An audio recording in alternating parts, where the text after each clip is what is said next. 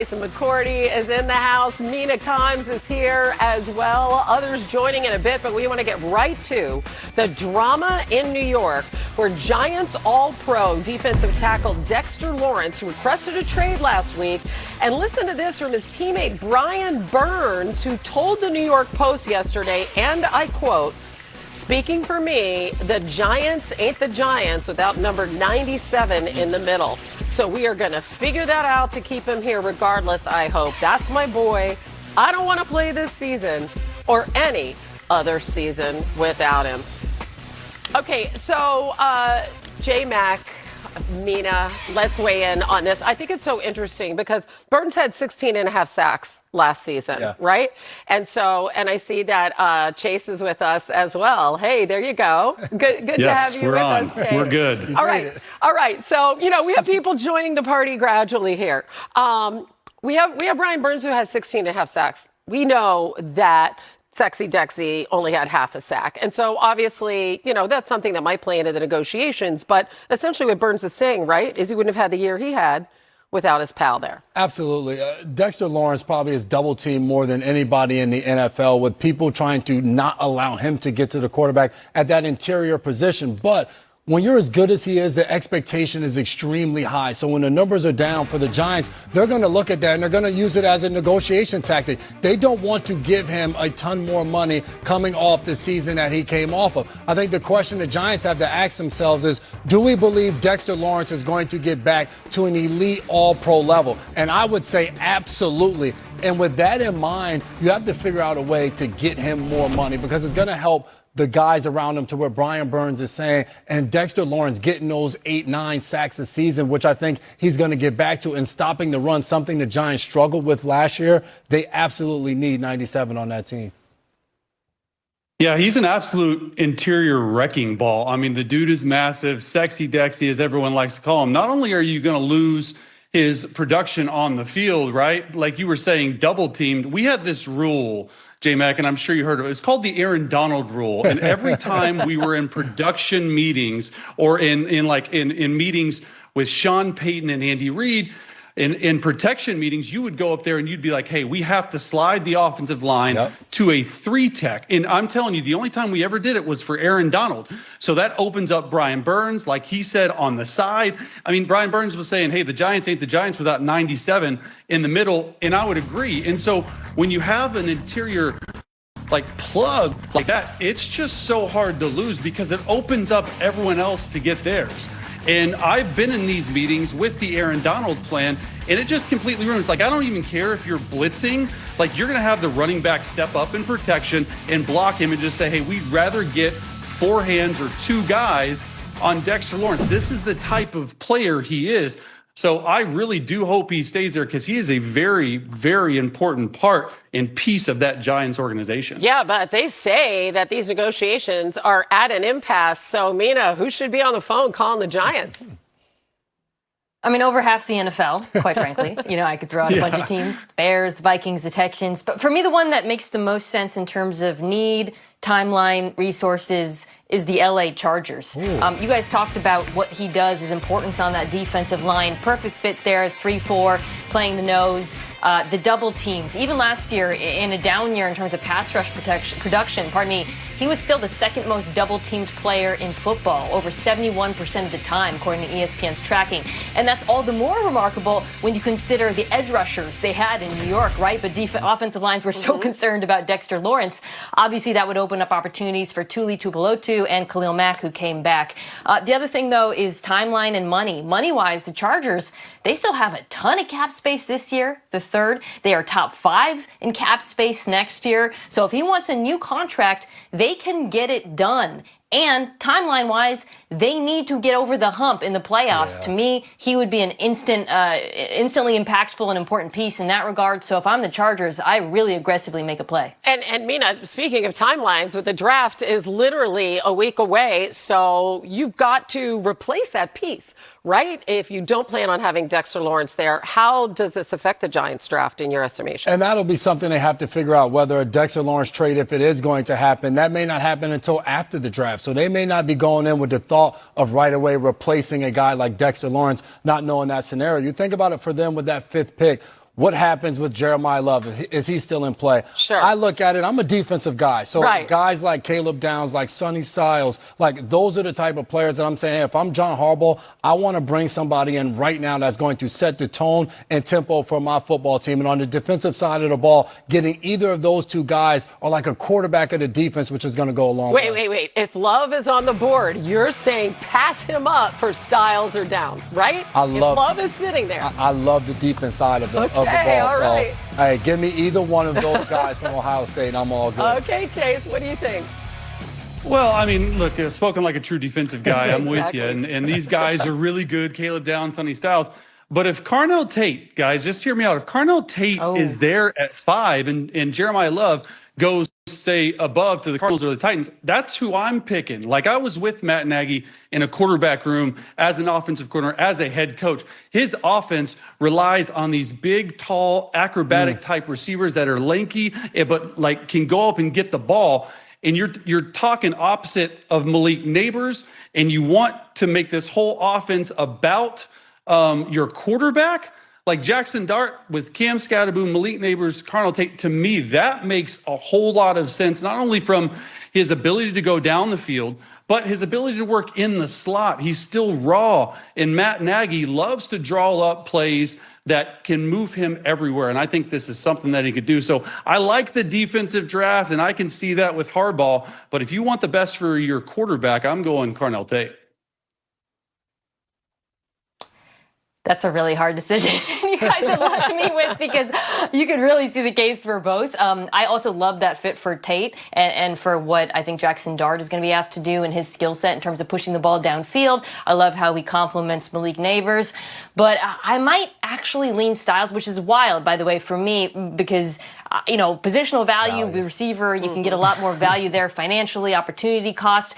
I just think it's a little bit more likely they can get an impactful receiver later in the draft after getting through this whole class. The delta between Sonny Styles and the rest of the linebackers and the impact that he could have as a force multiplier in the middle of that defense, a defense, by the way, that was absolutely abysmal against the run last year, that would be really, really helpful. Mina, would you take him over Love if Love's there? Oh, yeah, I would take both over Love. Okay. I would take both Tate and Styles over Love. All right, this is going to be really fun, really interesting. And it is, Mina says, it's a very deep receiver draft, right? So it might be a little rich to grab a receiver that early, no matter how good. All right, let's talk about getting some help. Titans GM Mike Borgonzi spoke today. How about some offensive help for Cam Ward? Here's what he had to say. I think you're always looking to support the quarterback. Certainly protection is one.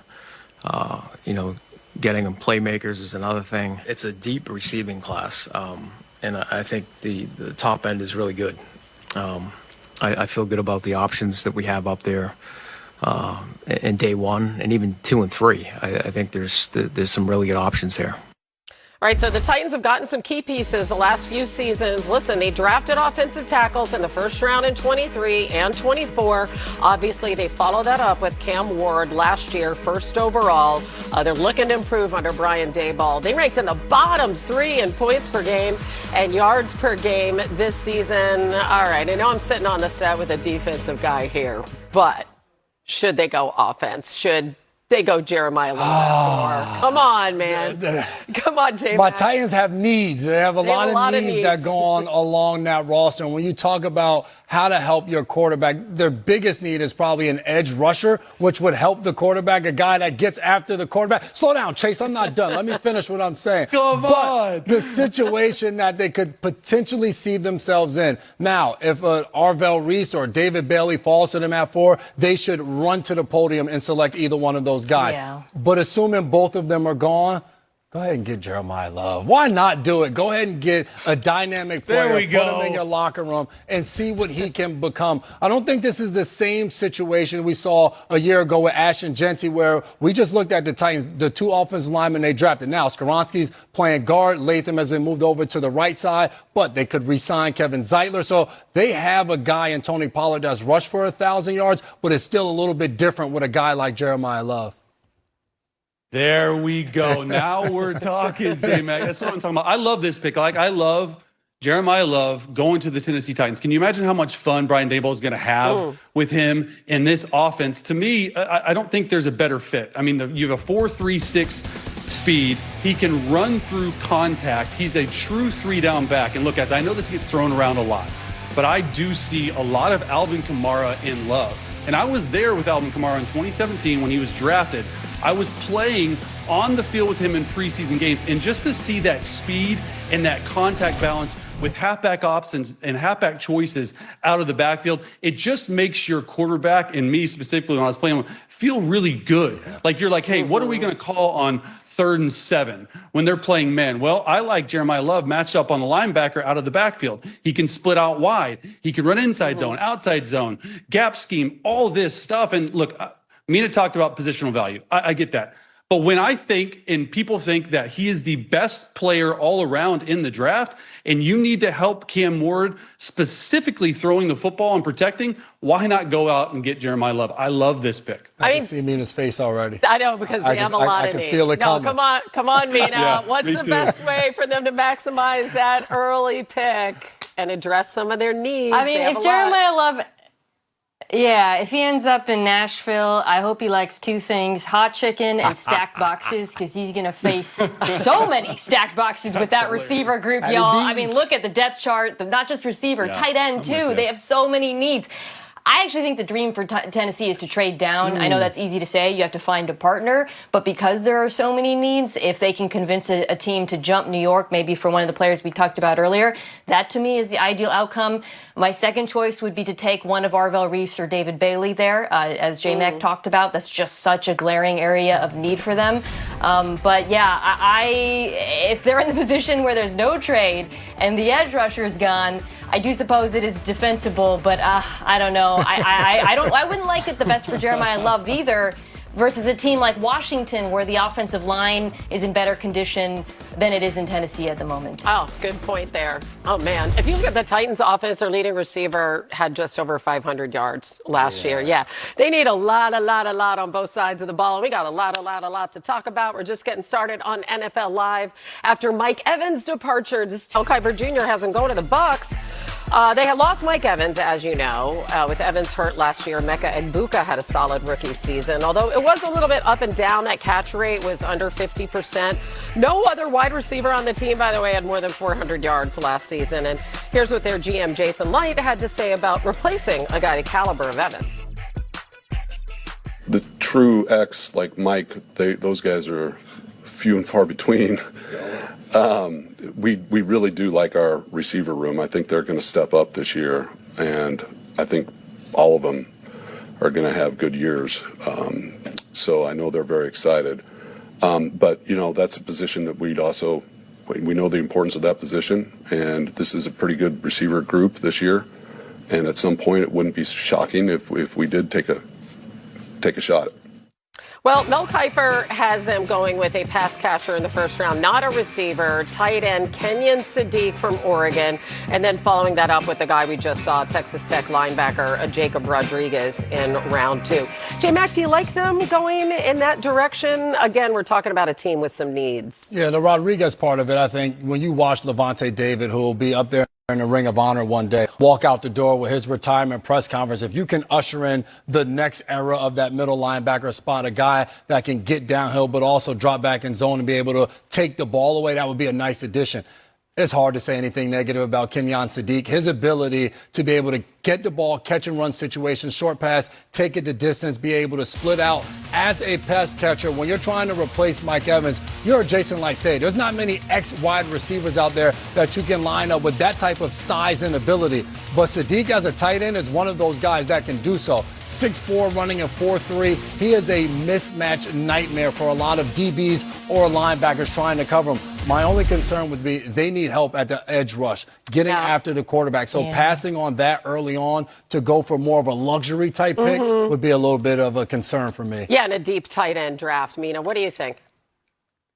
Yeah, Sadiq versus Mesidor is a great debate for Tampa. I share Jason's enthusiasm for Sadiq. I think that's an offense with Baker Mayfield where you want to run a lot of play action. And to me, he is like the perfect play action tight end. He is a functional blocker. You can imagine them using a lot of 12 personnel with him and Otten and him stretching the seams for Baker Mayfield. But the pass rush in Tampa has just been a problem now, really since their Super Bowl, right? Yaya Diaby's a nice player, but he needs a running mate.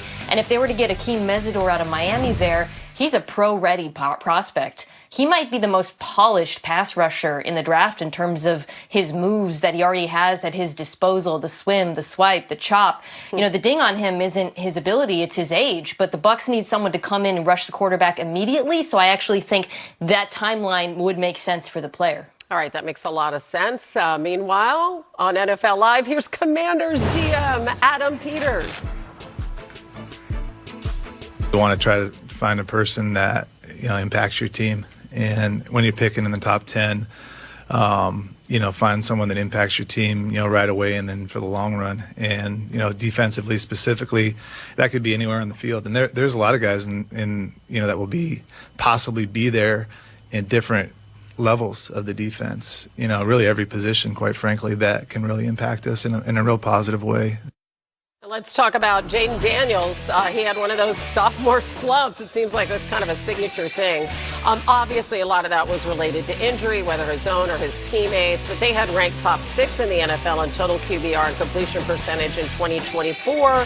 He won fewer than 10 games last season, below the league average in most major stats. All right, fellas. So helping Jaden Daniels, that's got to be a priority, Chase. What wideout do you think best fits the Commanders at 7?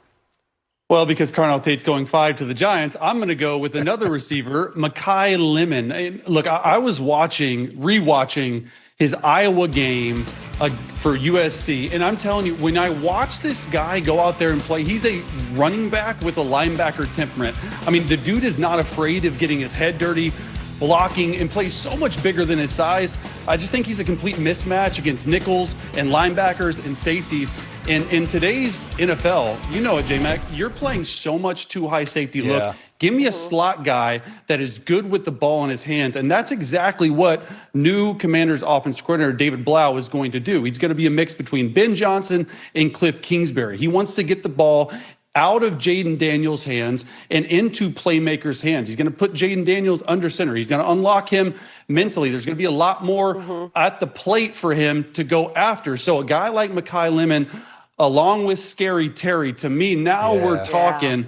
But Mekhi Lemon is one of my favorite receivers in the entire draft. But you know what J-Mac likes to say, Chase, that it's a defensive piece that can help the quarterback. Always. Right? You guys watched the Super Bowl. You saw a dominant defense out there. If Jaden Daniels doesn't feel like he has to put up 30 points, he's in a better place. And how can you do that? Well, watch what the Commanders have done this offseason. They went out and got pass rushers. Oweh, bringing him in, Chason, Omenahu, all of these guys that can help get after the quarterback. Well, now on the back end, can you bring somebody in, maybe a Caleb Downs at that number 7 pick that can come back there in the safety group and get the corners? They brought in Amik Robertson, which you just saw on the screen, but Downs is a guy that can play all over the field. He can be in the deep part, be able to read the quarterback and get off and go take the ball out of the air. He can move closer to the line of scrimmage. The things that he was asked to do at Ohio State gives him the ability to walk in pro-ready to play in any defense and do whatever's asked of him. So I think he would be perfect in that spot to get in there and be able to get after the quarterback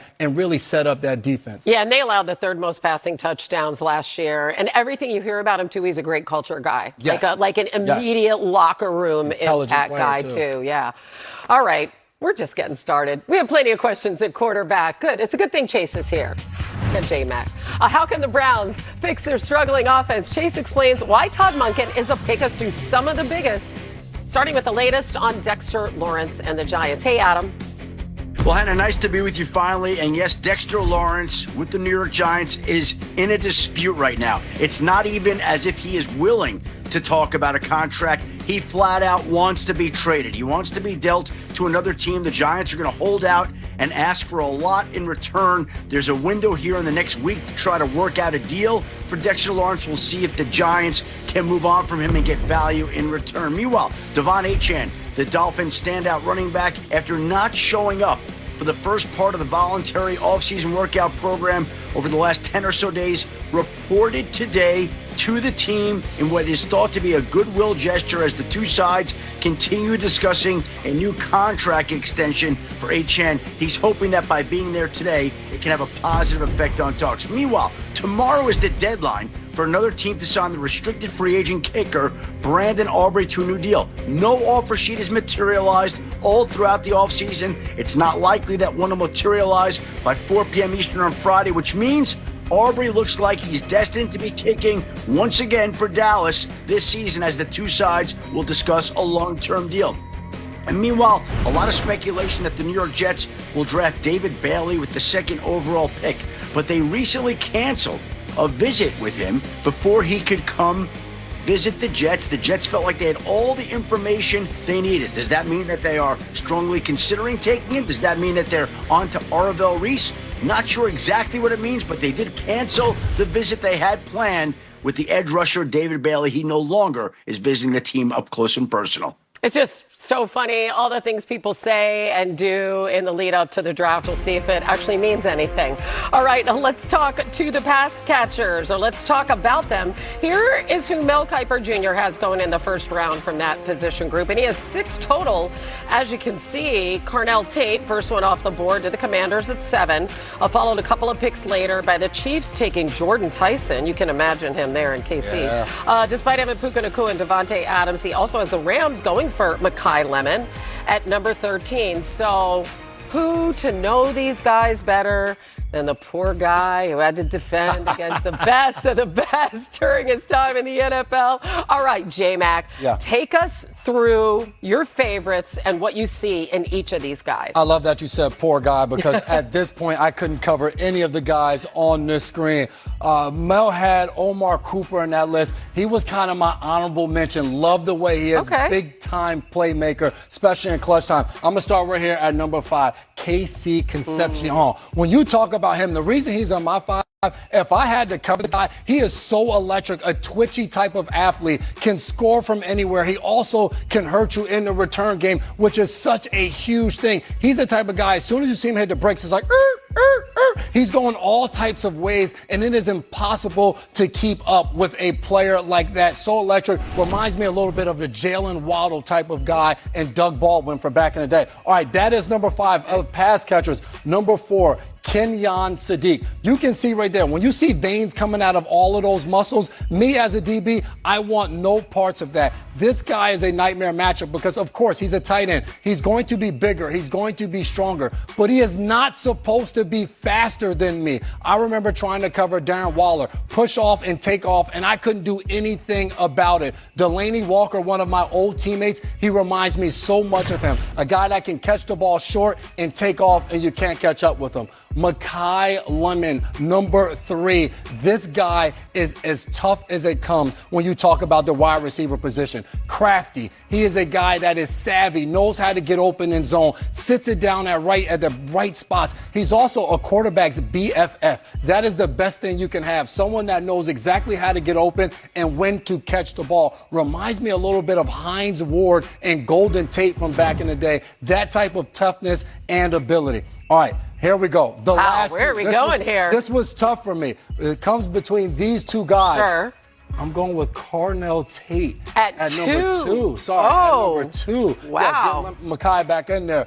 I have him too. Silky smooth route runner. It looks effortlessly when he's getting open and he's creating that separation against any type of DB. A long strider can get down the field, but also can dunk on you when the ball is there and come down with those 50-50 catches. He is an unbelievable player, productive, and had to be kind of the number 2 receiver while he's been in college. Reminds me a little bit of a T. Higgins type of guy when he goes up and gets the ball. All right, that leaves one more. That is Mr. Jordan Obviously, right? Tyson. Right. Yes, I know the injury concerns and all of those things, but when you watch this guy, his ability to get open, his ability to stop on a dime and create that separation, but then the body control to go up and get the football, it is just unbelievable. If you can get past some of those injury concerns with the belief that, hey, we're going to have the medical staff and all of those things necessary at that pro level, he is going to be an unbelievable addition for a team in the league. These are my 5 guys that I would have had a nightmare of trying to cover with Chase Daniel throwing him the football. That is so well done. All right, Mina, I have to bring you in here, especially here, Tyson over Tate. What do you think? I love it. I love it because you're going out on a limb there and going against the consensus. And I also love it because Jordan Tyson has something that is very rare, which is his movement abilities at his size are just not something you see. You talked about it, the suddenness. He's explosive with the ball in his hands. He's got great body control as well. I struggled coming up with a comp for him. He actually reminds me a little bit of a young Amari Cooper, that combination of the size, the route running, the movement, the suddenness. But Jason, you said it. If you could tell me and guarantee he is healthy, I might have him number 1 too. The injuries are just the only concern. Chase? Yeah, I mean, the Jordan Tyson one is polarizing a little bit because of the injuries, but if you do get him with a Patrick Mahomes and a Kansas City Chiefs, Andy Reid style offense, I mean, the sky's the limit. The other thing too is Mekhi Lemon, man, I'm telling you, like we talked about him, and I'm glad you said Golden Tate because that's exactly who I think he is. Just tough as a running back and a linebacker. I mean, can go and dig out safeties, is just really good. I think it's going to be really, really good. I know slot receivers usually don't make the first two guys, but I'm telling you, this guy's going to be special in the league. Yeah, and I mean, to Mina's point, right, about Mahomes, like a lot of people have him going to Kansas City. Right there at number 9. A ton of fun. We will see. All right. This is also new on NFL Live. Browns GM Andrew Berry spoke today about the possibility of drafting another quarterback this year. I think it's possible. I think it's possible that we could quite frankly, it's possible that we could add to any position. That's really the truth. And I wouldn't disqualify a quarterback either. If we add a quarterback, we have a lot of love for the quarterbacks that are in the room. That's probably the first thing. So that decision would be made independently of anything that we add to the room. Mel Kiper's latest mock has Cleveland trading with Dallas and ending up with 3 picks in the first round. Right now they have 2. Adding offensive tackle Caden Proctor from Alabama, Washington wideout Denzel Boston, and cornerback Jermod McCoy out of Tennessee. That would be quite the haul. Adam, can you kind of translate what Andrew Berry was saying there and what their plans are at quarterback, please?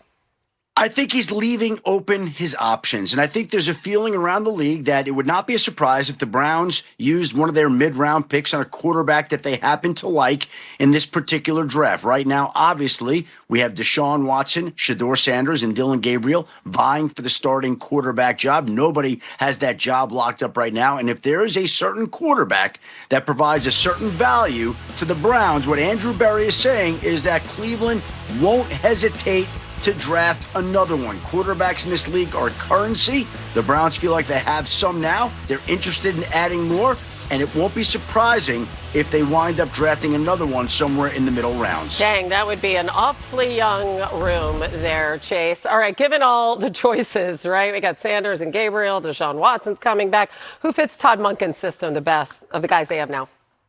Well, yeah, that's a really interesting question because all 3 of them could, but I'm going to go ahead and say Shedeur Sanders. And the thing about Shedeur Sanders to me that really sticks out, one, he's young. He fits his offense better because he's able to get out onto the move. We've seen what Deshaun Watson can do, right? When healthy, the last really great season he had was 2020.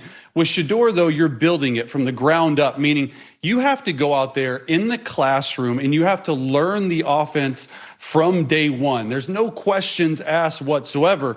And Todd Monken, as an offensive mind, he's really multiple in sets. He likes a lot of 3-4 wide receivers. He's really fast paced. He knows how to create mismatches.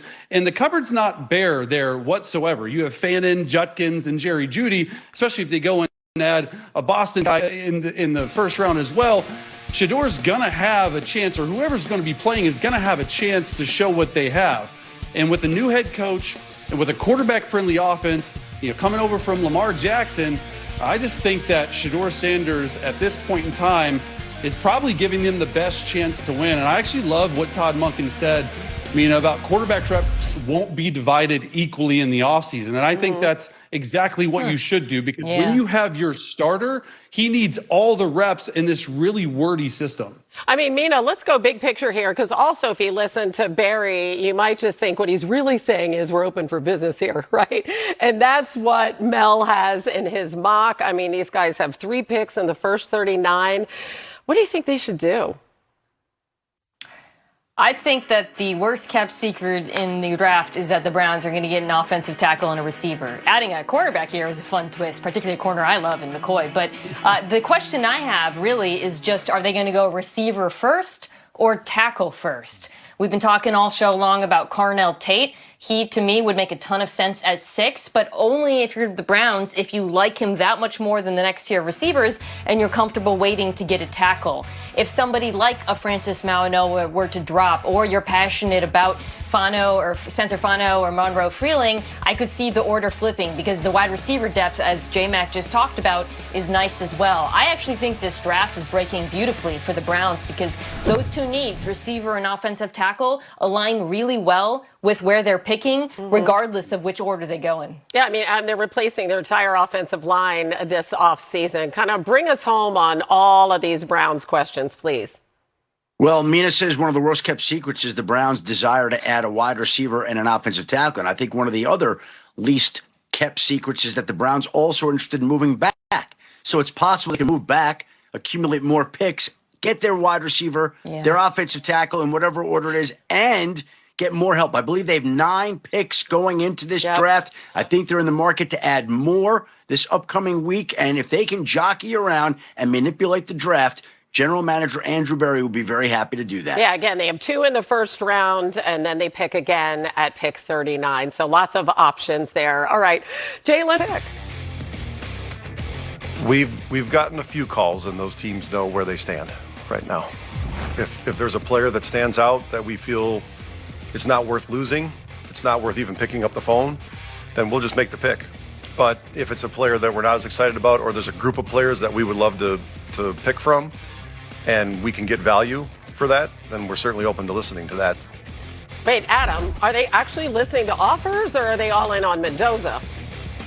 Hannah, we can put it on the bottom line right now. The Las Vegas Raiders, with the number 1 pick, are expected to select Indiana quarterback Fernando Mendoza. We don't have to waste any time going over this. We can get right to number 2 in the New York Jets. We could cut out some of the drama right away and avoid it. Fernando Mendoza is expected to go number 1 to the Raiders, no matter how many phone calls John Spytek gets between now and the draft next week. I just love hearing from this GMs the week before the draft, isn't it? It's just priceless. All right. In case you missed it, Ravens GM Eric DeCosta gave some insight on how aggressive they will be targeting the tight end position next week. You got some guys that can go high, but then as you get into the 4th, 5th, and 6th round, we see guys that do something well. And I think when you get into those rounds, that's what you're looking for. They're going to have holes. All these guys, when we get down there, are going to have some type of hole, but what can they do well? But I think there's a strong chance that we'll add a couple more throughout. Mina, this is a really deep draft for tight end. Should they be going all in on a tight end early? No, I don't think so. The opportunity cost there for me would be the player you see there, Venga Ioane, who I just feel like is such a plug-and-play starter and need and the interior of the offensive line. And I think, to me, out of Stanford, former rugby player, one of the best blocking tight ends I've watched in recent memory, and I think you can grab him later in the draft. To me, he would fit that hole, help the run game as well, occasionally leak out, catch a few passes. So I think that they can get value at the tight end position later in the draft, focus on the offensive line early. Yeah, some of the greatest tight ends of our day have come later in the draft. All right, in case you missed it, Howie Roseman was asked about the recent reporting on Jalen Hurts and where things stand with the team. I would say that we have some faults. One of them is not being direct and honest with our players and the conversations with our players. So for us, if we have any issue with any of our players, we talk to them directly. You know, from my perspective, we're not hiding behind anything. You know, we will talk to our players directly. I think that it's unfair to have these articles written, but I understand it's also what sells at this point. So. Chase, he said they're not direct and they are direct. I don't know. What do you make of what he said? Well, they need to put him under center more. That's what I can make of what he said. And for me, it's going to be a huge litmus test this year for Jalen Hurts with new offensive coordinator Sean Mannion, who's a LaFleur and a McVay disciple. You're going to see Hurts a lot more under center, a lot more shifts, a lot more motions. It's going to be different than any offense he's ever had. And so when I say litmus test, I'm not saying they're going to go out and draft a replacement this year or next year, but we just have to see him make plays when plays are there. We know what he is. He's a legitimate quarterback, but you got to go out there and you got to make the easy plays. Do so under center. Show me you can run a pro-style offense, and we'll see what happens. I mean, has there ever been a Super Bowl winning quarterback who's engendered this much speculation and criticism? All right, still ahead. Ty Simpson may be one of the best quarterbacks in this draft, but what's the actual market for the Bama